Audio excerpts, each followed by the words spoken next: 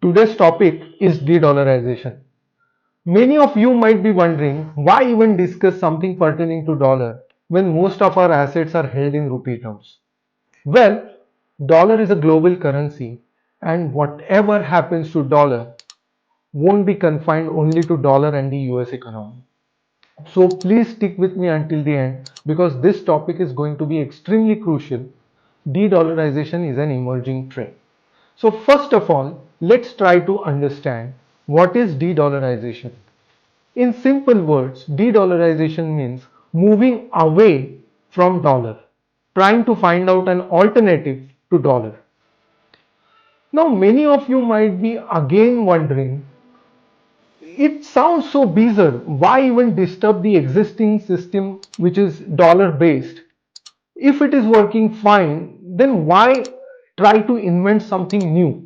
I won't bore you with 100 years of history of dollar, but I want to tell you three reasons very quickly why de-dollarization is happening right now. Reason number one, dollar has been used as a tool of diplomacy and US has been aggressively pushing its foreign policy agenda time and again. And that's not what I am saying.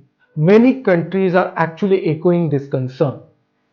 And many of them now fear that if they are not aligned with the US on most of the globally important issues, then they might have to face a backlash and they might not be even in the good books of the US, which may cost them pretty penny. So that's their concern number one.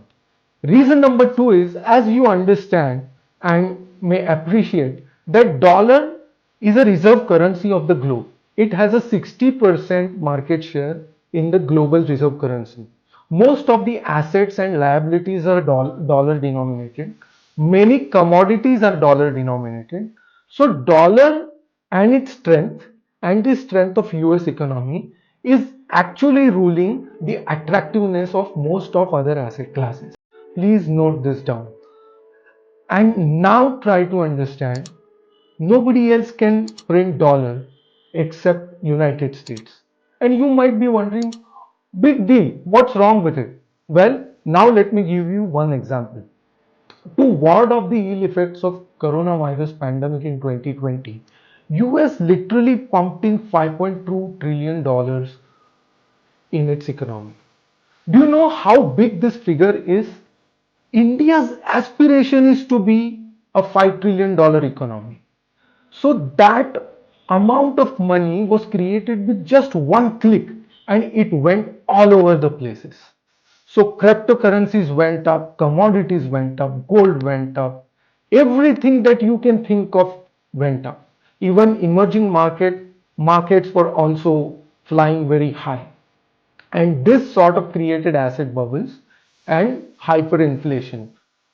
On the other hand, many smaller economies were actually witnessing a downfall in their economic activities owing to enforced lockdowns, and they did not earn adequate foreign exchange reserves. So they were facing hyperinflation, but they did not have enough ammunition to deal with that. So many countries are now trying to find out an alternative to dollar. Reason number three, and it's quite important. After Ukraine and Russia war broke, US actually freezed Russia's foreign exchange reserves. Many monetary policy officials were surprised with this move, but this has happened. And it has sort of created a trust deficit in foreign exchange markets. So, sum and substance is, finding an alternative to dollar is imperative and the groundwork has already begun. But before I proceed further, let me tell you, let's not undermine the importance of dollar in the global financial system, because if dollar wasn't there, then we wouldn't have witnessed so much of economic prosperity and technological advancement for all these years. Many countries have actually managed to dump their goods in the US for earning foreign exchange reserves. So it was a win-win situation. US was printing money, creating deficits, and exchanging this fiat currency for real goods and services. But now things are changing, and things are changing very, very fast. Bipolar world is now becoming a multipolar world, and multipolar world can't run just on one currency, which is US dollars. So you can see what's happening on ground. Recently concluded BRICS Nation Summit, which is usually a non-event for rest of the world except these 5 countries, because 6 more nations are going to join BRICS, and BRICS is becoming BRICS Plus.